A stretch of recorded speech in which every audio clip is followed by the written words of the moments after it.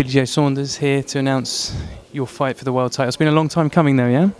Yeah, I mean, it's been a long time coming, but, you know, good things comes to those who wait. I've waited long enough, and it's 8 weeks away.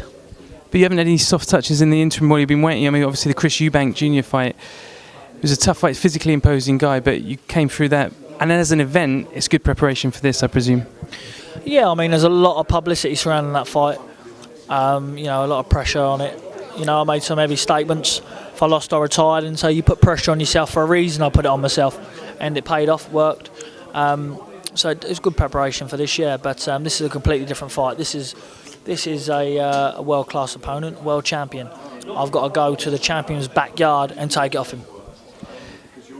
Is this a tougher fight than a Korobov fight would have been at the time, do you think? Good question. Very good question. You know, you can look at it both ways. Korobov carried that skill all the way through. He was beating Andy Lee, and Andy Lee caught him right. So that's a good question. Andy Lee won, so it's got to be. Andy Lee's right hook has really sort of come into play his last few fights. We've seen him, you know, drop Korobov, John Jackson with it, and then he obviously had some success with it against Quillin. A southpaw fighting a fellow southpaw, how's the preparation going to be to make sure you don't get tagged with that same shot? Plenty of ducking and weaving. Like I say, it's boxing. I think that, you know, I've got a very good boxing brain. You know, I've got to set traps for it and encounter him, make him miss, make him pay. And that'd be the strategy, I think. And you know, a fight's a fight. When we're getting encountered, and if he catch me with a right hook, I'll tell you one thing: you catch me with a right hook, I've got a chin of stone. I won't be going down easily. And it's just definitely for sure. If I'm winning, he won't be getting lucky. Well, I guess you went in there with someone like Spike a few years back, and Spike's, you know, his vaunted power now. You can see it on the scene. He's a big puncher, so you've been in there with big punches. But how about the preparation for this? Because for the Eubank Jr. fight, you went out to the MGM in Marbella. Are you going to be doing the same for this? Very much the same sort of training plan? I am. I went out to the MGM last time with just 6.5 weeks of training. I've been in training 5 weeks, 6 weeks, and I'm out in Marbella for 6 weeks. What, with me, yeah? All right, then, you can come. Trap or back? Sorry, yeah. You go on. Sorry. That's right. And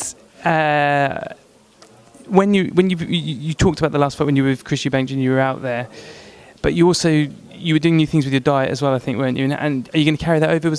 Did you see the benefits of all of that work, I guess? Dietitian, listen, I was on my weight for the Eubank fight probably a week before. I didn't really have to do anything to make that weight. Well, nearabouts on the weight anyway.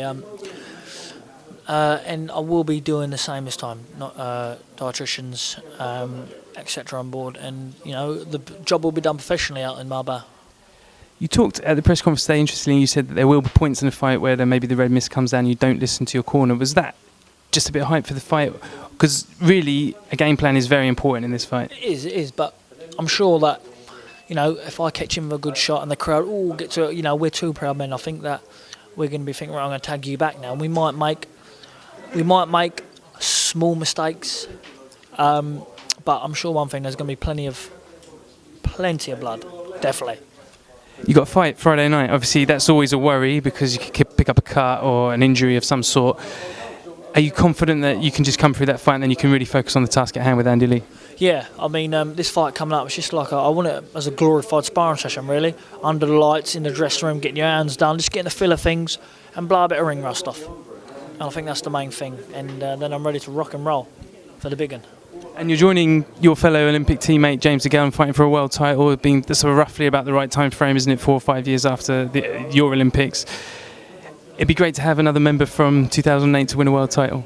Yeah, I mean, congratulations to DeGale. Done extremely well, sparring with him for it. And to add another one to it would just be a dream for me as well, as being world champion. And I look at it and think, oh, he's done it. I was so pleased for him, he done it. And I'm looking at it, I'm thinking, I'm going to do it as well. I'm up next, and here's my time coming now. So, yeah, definitely. And last question, it's been mentioned today at the press conference, and you've been asked it many times, but as a fight for the travelling community, who over the years just have produced so many great junior boxers and senior boxers and the amateurs, you're the first traveller to win a British belt outright, and Andy Lee's the first world champion. It's a history fight for your community. How big is this? This is a big fight in our community.